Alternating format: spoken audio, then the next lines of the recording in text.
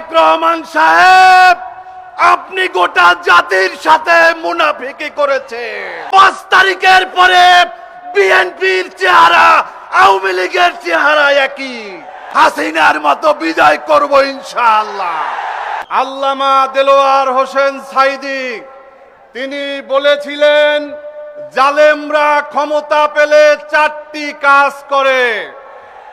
প্রথমত দলীয়করণ করে, দ্বিতীয়ত আত্মীয়করণ করে, তৃতীয়ত বংশীয়করণ করে, চতুর্থত ভারতীয়করণ করে।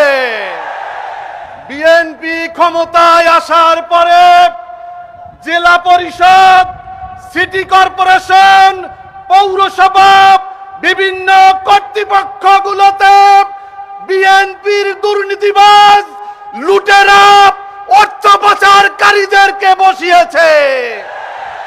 আপনারা দেখেছেন, একজন প্রতিমন্ত্রী নিজের নামে একটি স্কুল করেছে, ভাতিজির নামে ইউনিয়ন করেছে, ছেলের নামে ইউনিয়ন করেছে এবং ভাস্তির নামেও আরেকটা ইউনিয়ন করেছে।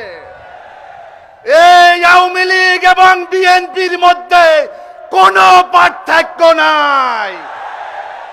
বেগম খালেদা জিয়ার সাথে 16 বছর আন্দোলন সংগ্রাম করেছি, তারেক রহমানের সাথে 6 বছর করেছি। 5 তারিখের পরে বিএনপির চেহারা আওয়ামী লীগের চেহারা একই। যারা কথা দিয়ে কথা রাখে না তারা মুনাফিক। তারেক রহমান সাহেব, আপনি গোটা জাতির সাথে মুনাফিকি করেছেন। আপনি হাতে ভোট দিতে বলেছেন, এখন হাকে মেনে নিতে চান না। পিন্ডির সাথে সম্পর্ক ছিন্ন করেছি, দিল্লির দাসত্ব মেনে নেওয়ার জন্য নয়। বেশি বাড়াবাড়ি করলে 47-এর লাহোর প্রস্তাব অনুযায়ী নতুন করে ভাগ করতে হবে। শুভেন্দু অধিকারী, তুমি নাকি নতুন ভারতীয় হয়ে গিয়েছো। আরে তোমার জন্মই তো হয়েছে বরিশালে, তুমি কবে ভারতীয় হয়ে গিয়েছো? এই পশ্চিমবঙ্গে মুসলমানদের বাড়ি ঘরে বুলডোজার দিয়ে ভাঙা হচ্ছে, মাদ্রাসা মসজিদ বুলডোজার দিয়ে ভাঙা হচ্ছে, আর বাংলাদেশে 82 ফুটের মূর্তি বানাবা, এই দিবা স্বপ্ন পূরণ হবে না। আমরা মুসলমানদের রক্ত, এটা শুধুমাত্র কুকুর বিড়ালের রক্ত নয়।